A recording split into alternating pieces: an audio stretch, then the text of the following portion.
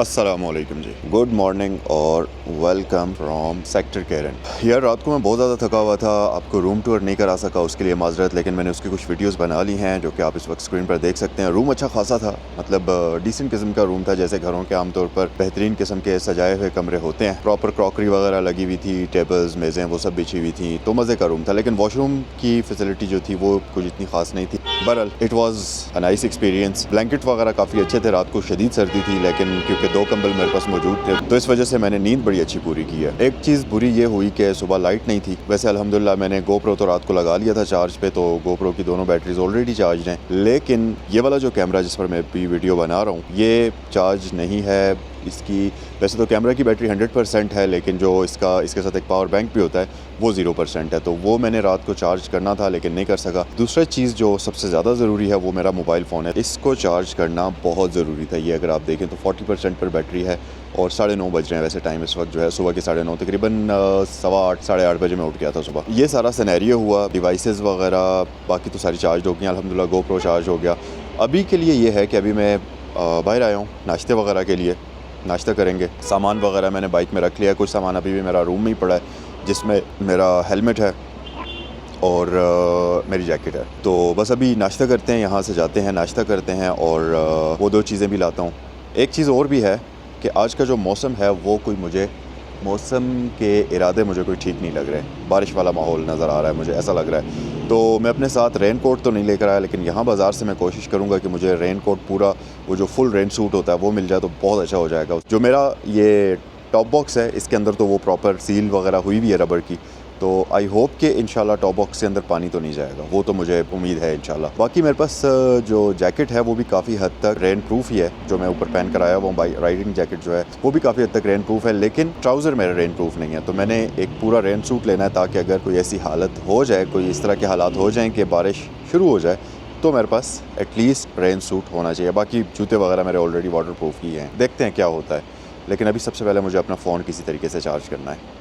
हाँ जी, तो 5 से 6 मिनट लगे मेरे ऊपर अपर नीलम वैली में आने के, और अनफॉर्चुनेटली मैं हेलमेट अपना साथ नहीं लाया हुआ, वो रूम में ही पड़ा है, क्योंकि मेरा इरादा यहाँ अपर नीलम आने का नहीं था। मतलब मैंने ये सोचा था कि बाइक में सामान रखेंगे, वहीं से कहीं से करीब से नाश्ता करेंगे और वापस आके कमरे से सामान उठा लेंगे। लेकिन जब मैं बाइक पे बैठा तो मुझे अचानक से ख्याल आया कि यार क्यों ना नाश्ता ऊपर अपर नीलम में करना चाहिए। यहाँ पर मैं आ गया। अब मैं रास्ते के व्यूज़ तो रिकॉर्ड नहीं कर सका क्योंकि ऑब्वियसली मेरे पास हेलमेट नहीं था, गोप्रो नहीं था, लेकिन मैं आपको दिखाता हूँ कि अपर नीलम वैली से नीचे केरन सेक्टर का व्यू जो है वो कितना खूबसूरत है। और फ़ौरन से पहले मैं आपको व्यूज़ दिखाता हूँ और आप ज़रा इन व्यूज़ को एंजॉय करें और जब तक मैं नाश्ता करता हूँ। अच्छा, ये जो दरिया के उस तरफ आपको 2 गाँव नज़र आ रहे हैं, एक ये नीचे वाला पूरा पैच और एक ये ऊपर वाला पूरा पैच, ये सारा हिंदुस्तान का एरिया है, ठीक है। और ये आ गया आपका नीलम रिवर। फिर इस तरफ ये जो है ये सारा पाकिस्तान का एरिया है, और वो दरमियान में छोटी सी बलखाती हुई रोड आपको नज़र आ रही होगी। अब ये आप दरिया को देखें, ये ठीक ठाक बड़ा दरिया है। बाय द वे मैं आपको बता दूं कि ठीक ठाक बड़ा, और एक इस दरिया की अपनी एक हैबत है, लेकिन इसके मुकाबले में दरिया और ये नीचे पूरी जो वैली है, अगर आप इसको देखें और इसके पूरी इस वैली के मुकाबले में फिर अगर आप इन पहाड़ों को देखें तो आपको इन पहाड़ों से खौफ आता है। मतलब ठीक ठाक बड़े पहाड़ हैं, और ऊपर से आके मतलब एक डिफरेंट ही सीन आपको नज़र आता है। आप ये यहाँ का आपको ऐसा एहसास होता है कि आप ख़ुद जो है किसी ड्रोन के साथ जुड़े हुए हैं। यहाँ के आपको ये लगता है कि आप ख़ुद किसी ड्रोन के साथ जुड़कर फ्लाई कर रहे हैं और आप ऊपर से इस व्यू को देख रहे हैं। और वैसे तो ड्रोन शॉट्स आपने काफ़ी सारे देखे होंगे, लेकिन लाइव ख़ुद अपनी आंखों से इस नज़ारे को देखने का जो लुत्फ़ है वो मतलब आपको किसी भी और जगह पर नहीं मिलेगा। तो मैंने नाश्ते का ऑर्डर कर दिया जी। अब जब नाश्ता आ जाता है तो फिर नाश्ता करते हैं, लेकिन उससे पहले हम ज़रा ये वाले व्यूज़ एंजॉय करते हैं। और आप सोचें कि पाकिस्तान में बहुत ही कम ऐसी जगह हैं जहाँ पर आप एक ऐसा नाश्ता कर सकते हैं जो कि इतने खूबसूरत व्यू के साथ हो। मतलब यहाँ से जो आपको व्यू मिलता है वो आपको पाकिस्तान में मुझे नहीं लगता कि किसी भी दूसरी जगह पर मिल सकता है। मैं आपको ज़रा चेक कराता हूँ। यार आप ये चेक करें ज़रा यहाँ से, और अमेजिंग किस्म की ब्यूटीफुल सीनरी है। और ये देखें आप ज़रा, ये है जी हमारा आज का नाश्ता। हमारे पास पराठा है, फ्राइड एग्स हैं, चाय है और उसके साथ काली मिर्च और नमक है। अब जल्दी से हम नाश्ता करते हैं। और साथ ही यहाँ पर मैंने अपना फ़ोन भी चार्ज पर लगा दिया था। नाश्ता हो गया है जी। अब वापस रूम में चलते हैं, अपना सामान उठाते हैं और फिर आगे की तरफ अपना जो सफ़र है उसको कंटिन्यू करते हैं। Let's go.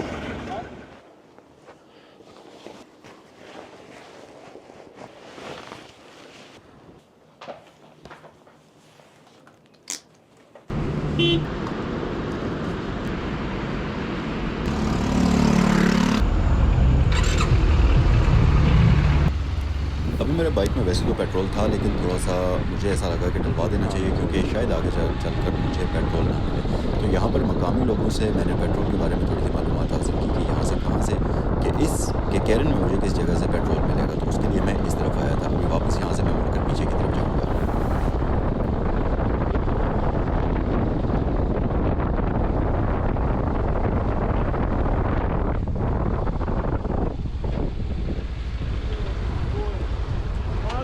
अस्सलामुअलैकुम जनाब, क्या हाल जी? ना मैं मुड़सा उतंदर मुड़सा मुख दसो पेट्रोल कितना मिलसी था?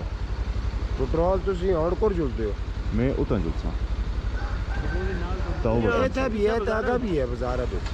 पंप है? पंप नहीं, लोकल है। लोकल है। शारदा इतना कोई पंप है? अच्छा, अगर शारदा में पंप है? शारदा पंप है। पेट्रोल मिल जू सी शारदा में? चलो शुक्रिया, जो फिर अल्लाह हाफिज़। वापसी बीच मिलता इंशाअल्लाह। इंशाअल्लाह। अल्लाह हाफिज़।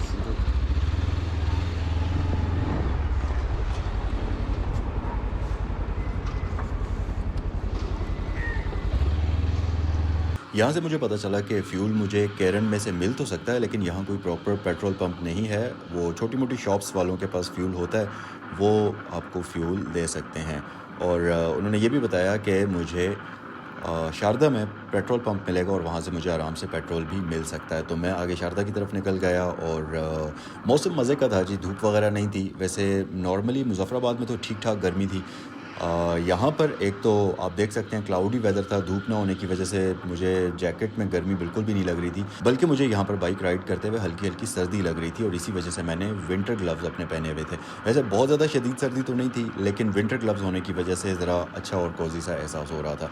बाकी माहौल बहुत ही ज़्यादा खूबसूरत था, नज़ारे बहुत ज़्यादा प्यारे थे। राइट साइड पर दरियाए नीलम बहता है। अच्छा, सबसे मज़े की बात यह कि ये जो दरियाए नीलम राइट साइड पर आता है, ये मेरे ख्याल से दुनिया का वाहिद ऐसा दरिया होगा जिसके दो नाम हैं।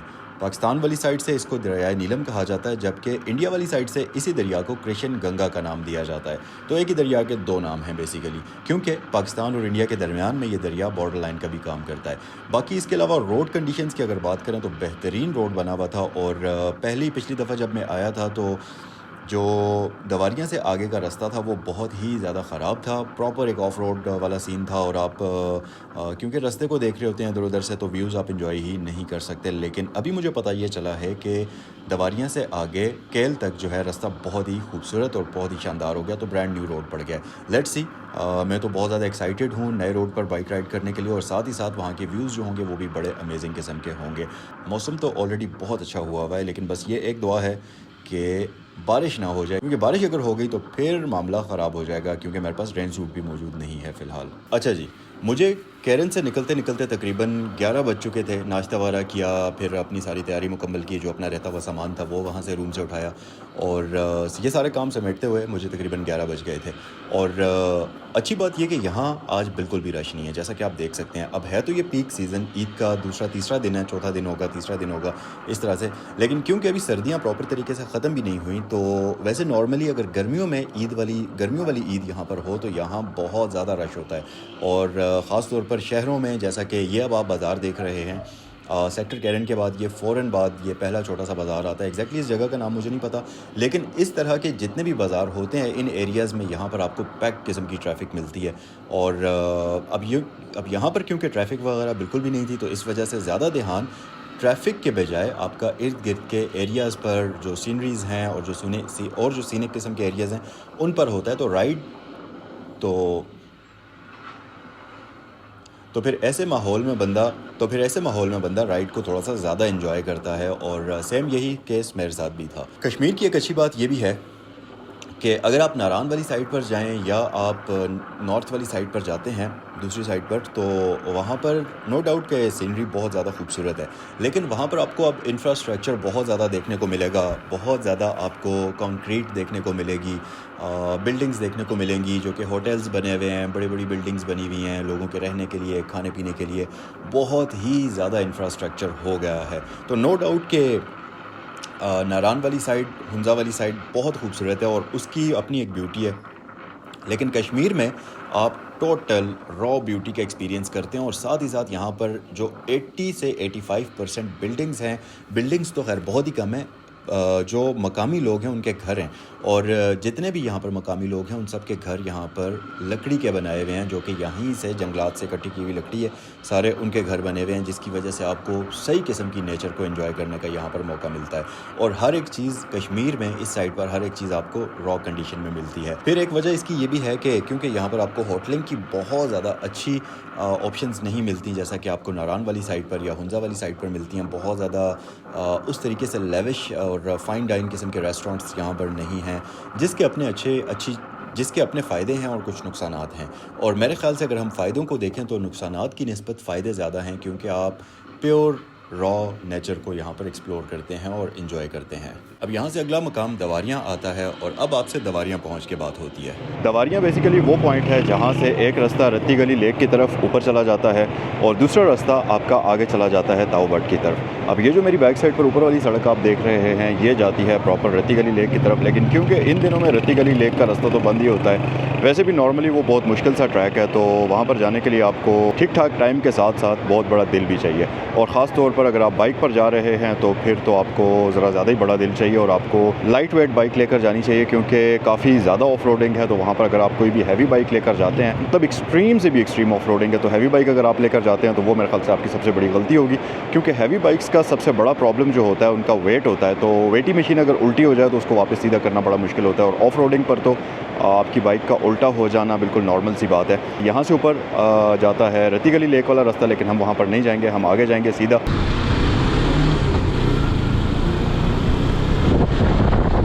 दवारियाँ से शारदा तक का जो फासला है वो 30 किलोमीटर से कम है, 27 या 28 किलोमीटर का रास्ता टोटल बनता है।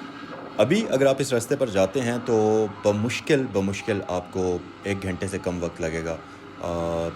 30 से 35 मिनट में आप आराम से शारदा पहुंच सकते हैं।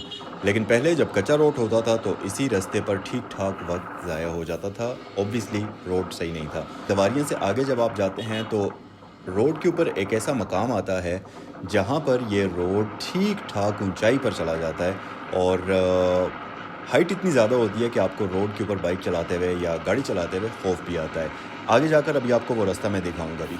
यार मैं उम्मीद नहीं कर रहा था कि मुझे इस तरह के शानदार खाली रोड मिलेंगे। पीछे वैसे मैंने देखा था रोड खाली था, लेकिन मुझे ऐसा लगता नहीं था कि आगे भी रोड इतने ज़्यादा खाली होंगे, और राइड करने का तो मज़ा ही आ गया। ये अगर आप चेक करें, एक तो रोड बहुत अच्छी हालत में था, ऊपर से बिल्कुल खाली रोड था, तो यकीन करें कि कमाल का जो है ना एंजॉय किया है मैंने। ये जो कच्चा पैच आप देख रहे हैं छोटा सा, ये इसको देखकर आपने घबराना बिल्कुल भी नहीं है। ये बिल्कुल थोड़ा सा, और ये समझ लें कि बिल्कुल छोटा सा एक कच्चा पैच है। ऐसे छोटे मोटे रास्ते में आपको कच्चे पैच मिलेंगे भी, लेकिन अब वो लंबा वाला जो कच्चा पैच था जैसे पहले आता था इस रास्ते पर, वो तकरीबन ख़त्म हो चुका है। अच्छा, इस रास्ते पर आप बिल्कुल भी बोर नहीं होते। पहले तो ये कि आपके पूरे रास्ते पर दरियाए नीलम आपके साथ साथ चलता है। फिर दूसरी बात ये कि यहाँ पर जो घरों के जो स्ट्रक्चर्स हैं वो भी बिल्कुल डिफरेंट हैं। अगर आप मेरे लेफ़्ट और राइट साइड पर देखें तो यहाँ पर ये लकड़ी से बने हुए घर हैं, और पूरे कश्मीर में नीलम वैली पूरी जो है जितनी भी है वहाँ पर आपको इस तरह के बेशुमार घर मिलेंगे।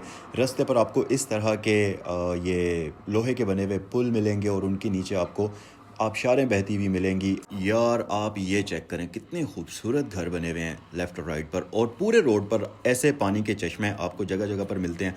और इसमें से 80% बल्कि 95% जितने भी चश्मे हैं वो पीने का साफ़ पानी उनमें से आ रहा होता है, जो कि बेहद ठंडा मीठा पानी होता है। और आप पूरे रास्ते पर इस तरह की सीनरी को एंजॉय करते हैं कि मतलब ये ट्रिप अगर आप यहाँ पर फ़र्स्ट टाइम करते हैं तो ये ट्रिप आपके लिए एक अनफॉरगेटेबल किस्म का ट्रिप होगा, और बहुत मज़े का था। लास्ट टाइम जब मैं यहाँ पर आया था तो तब धूप वाला मौसम था, तो ऑब्वियसली धूप में आपको पहाड़ों के कलर्स भी डिफरेंट नज़र आते हैं, और सीनरी भी डिफरेंट नज़र आती है, पानी का कलर भी डिफरेंट होता है। लेकिन ये वाला ट्रिप मेरा थोड़ा सा क्लाउडी वेदर में था, और ऑब्वियसली क्लाउडी वेदर में भी इस जगह की खूबसूरती का कोई भी मैच नहीं है। इस जगह को आप जिस भी मौसम में देखेंगे, दिन के जिस भी टाइम में आप देखेंगे, इसकी खूबसूरती एक अलग ही मंजर पेश करती हुई आपको नज़र आएगी। अभी क्योंकि सर्दियों का मौसम ही तकरीबन यहाँ पर चल रहा है, प्रॉपर तरीके से ख़ज़ां ख़त्म नहीं हुई, बहार की आमद नहीं हुई, तो आप देखेंगे कि लेफ़्ट एंड राइट साइड पर जितने भी दरख्त हैं वो उनके ऊपर अभी पत्ते आना शुरू नहीं हुए, और इसी वजह से आपको वाइब्स भी सर्दियों वाली ही आ रही होंगी।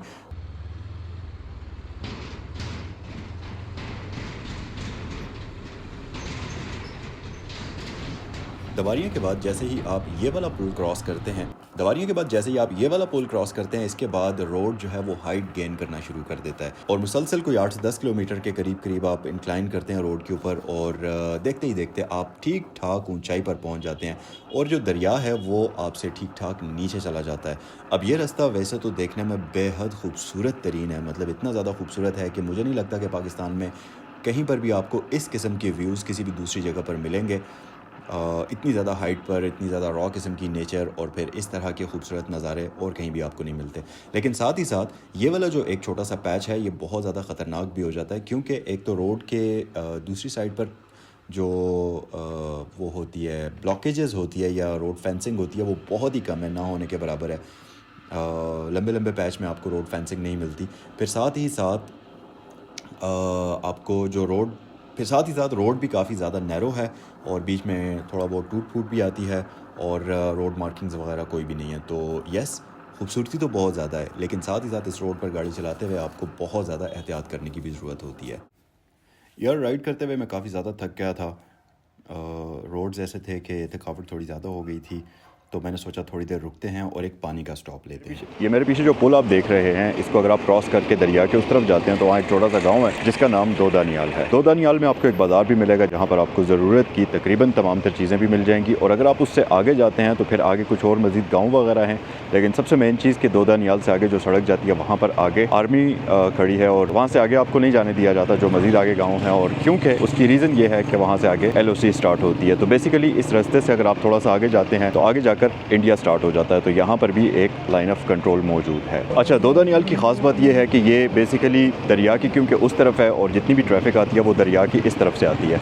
तो अगर किसी भी वजह से दरमियान में लैंडस्लाइडिंग की वजह से ये वाला रोड बंद हो तो लोग दो दानियाल को यूज़ करते हैं एज अ अल्टरनेटिव रूट के तौर पर। और अगर आप मेन साइड से आ रहे हैं तो आप ज़रूर दो दानियाल से होकर विज़िट करें। और एक पुल को बेसिकली दो पुल हैं, जिनमें पहला वाला जो पुल है वहाँ से आप दो दानियाल में एंटर होते हैं और पूरे बाज़ार का चक्कर लगाकर ये जो दूसरा पुल अभी आप वीडियो में देख रहे हैं इससे आप एग्ज़िट कर जाते हैं, और काफ़ी खूबसूरत बाज़ार है।